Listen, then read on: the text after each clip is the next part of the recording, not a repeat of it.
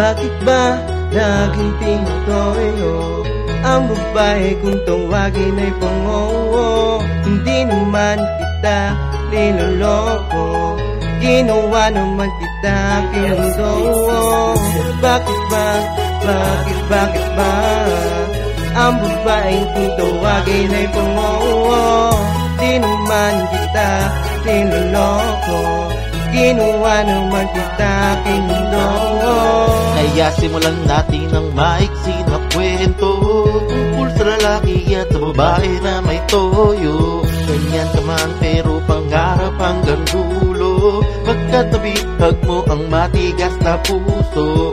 Minsan naglalakad nakatingin sa kalsada, biglang napukaw ang mata sa isang dalaga. Naglalakad ka kasama ang barkada, habang tinitingnan sa malayo na kurbada.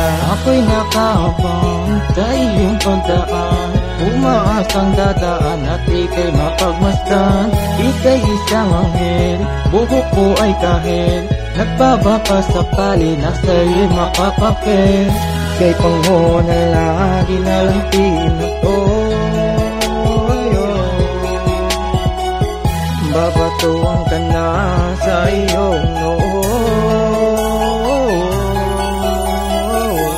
Bakit ba naging tinutoyo ang babae kung tawagin ay pangongo? Hindi naman kita niloloko, ginawa naman kita kinundo.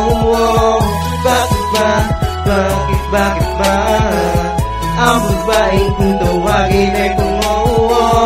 Di naman kita niloloko, ginawa naman kita kinundo.